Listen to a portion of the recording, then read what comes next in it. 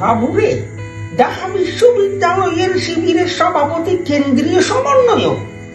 ওরে বাবু, যেখানে যাচ্ছে সেখানে শিবির।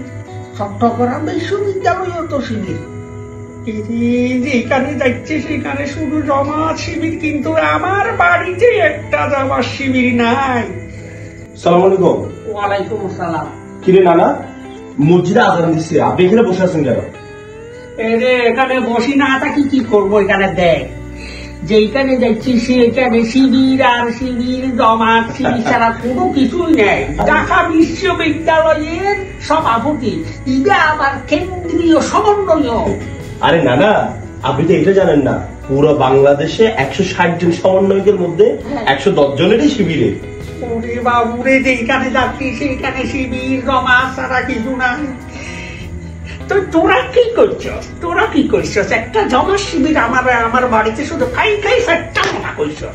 আরে নানা, আমি তো তোমাকে একটা কথা বলি না, কারণ তোমাকে বললে তো তুমি সবসময় আমার পিছনে লেগে যাও। লাগবো না, তুই অসময়ে নামাজের জন্য ডাকস, অসময়ে পড়াশোনার মধ্যে ইয়া করস। এই জন্য তো কোনোদিন কিছু বলি না নানা। আমি কি জানো না, আমি হচ্ছে শিবিরের সদস্য। আমি তুই শিবিরের সদস্য?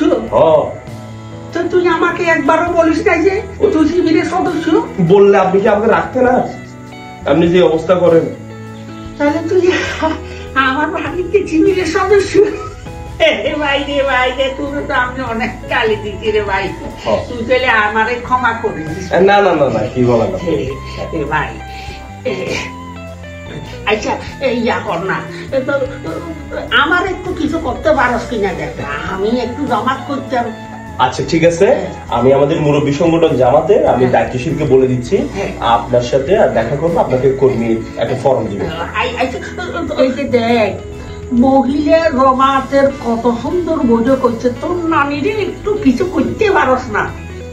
আরে নানা, তুমি তো জানো না, আমার নানি গত 3 মাস আগে জামাতের রুকন হয়েছে। কি কর, তোর নানিও তলা এই কাজ করছে? সেটাই। মিয়া ভাই, নানা নাতি যেদিকে গল্প করতেছেন ওইদিকে মসজিদে জামাতের সময় চলে যাচ্ছে। চলেন। কি রে, তুইও কি কোনো জামাত তালাশ করতিনি?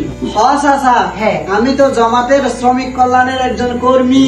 কি কর, তাহলে তুইও জামাত? কি কর, আমার বাড়ি তো চাইলে তোমার শিবির সব। হে প্রভু, এই क्या हुआ? যেখানে যাচ্ছি সেখানে জামাত আর শিবির। হে রব, তুমিও আমাকে জামাতে কবুল করি নাও রব। আল্লাহ।